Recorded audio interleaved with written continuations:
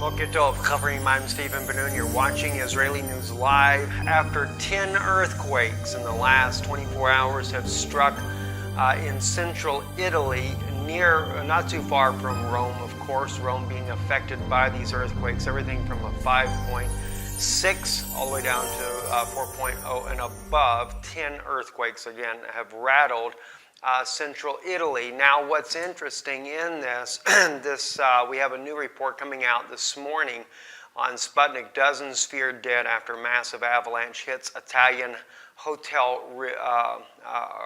is being reported.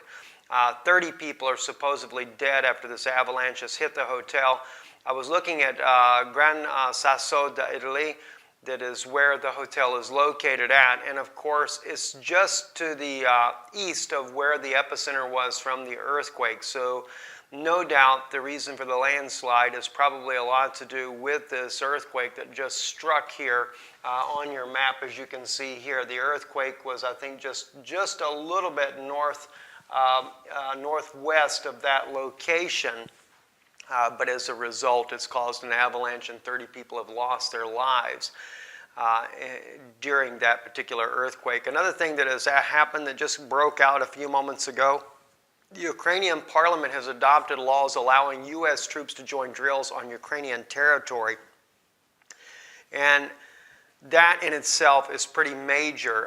You can see John McCain and Senator Graham both here pictured with Poroshenko. We know McCain was there before the coup took place, during the time of the coup, letting the people know that they had their backs. That was another kind of dead giveaway that the United States was certainly backing the toppling of Yanukovych, the former prime minister, former president of Ukraine, and now Petro Poroshenko has taken his place. There is some belief that Petro Poroshenko is actually a CIA operative to begin with, working in and amongst the Ukrainian people, and that's the reason why he was brought into power.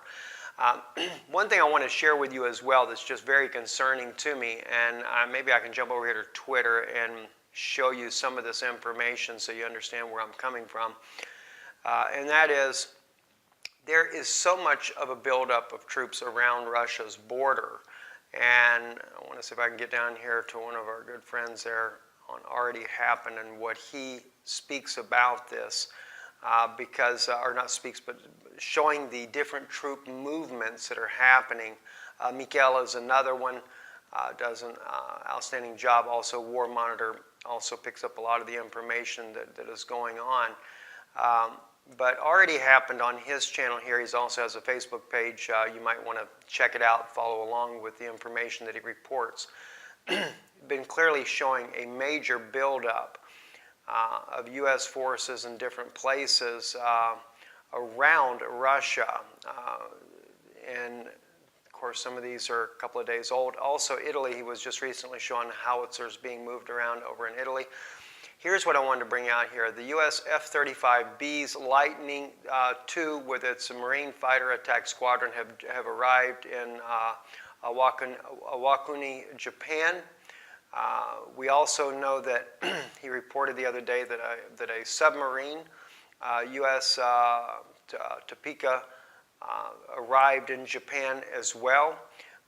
We see that we also have, let me drop down a little further in things that he's put out. You have the U.S. troops that landed this one here is in Ukraine. You have the ones that landed in Norway, 200 or 300 plus Marines that landed in Norway. And it's almost as if something is preparing, something is in preparation. We already know about all the troops that have come into Poland. Nearly 2,000 heavy fighting equipment that came into Europe that went straight to Poland, tanks, the Bradleys, the howitzers, everything you can think of. The Chinese also test firing the DF-21C ballistic missiles. There's just an enormous movement around Russia's borders. And there has came out a report, and I cannot authenticate this report as of yet. I'm working on it. I'll try to be able to authenticate it later today if possible. But there is a report that President-elect Donald Trump has sent an emergency message to President Putin that he is concerned for his own life in this transition. But he has assured President Putin if he makes it past this transition, he will deal with issues that are going on. We know there's a lot of reports coming out of the United States right now that there's plans to try to disrupt the inauguration, and there's a lot of things happening that are not good. And we're going to try to keep an eye on what's going on. It is concerning to see that report that I saw. Again, it's alleged at this point. I will try to follow up on it and see if I can confirm this information. And also in the report, it did mention that Donald Trump knows that there is a possibility of a strike on Russia's northern border. Again, I have no way to confirm that at this point. All we can do is sit back, look. I'm watching the things that are happening.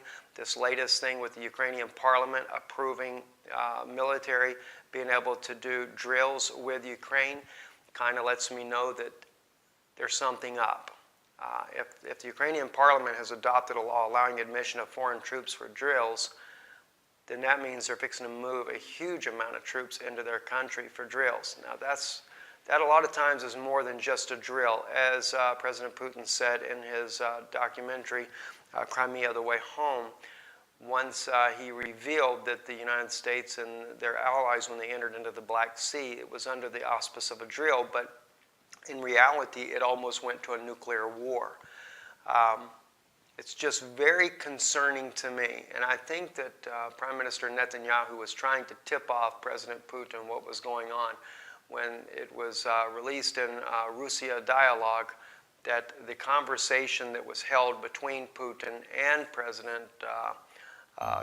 Minister Netanyahu, that Israel was intending an invasion into Damascus area in southern Syria there, that he was letting him know in retaliation to what Obama had done, that they were about to invade Syria. I don't know what the case is going to be, and I don't know how it's going to play out, but we'll be keeping you up to date as we can find out more about this information. I'm Stephen Ben-Nun. You're watching Israeli News Live. Shalom.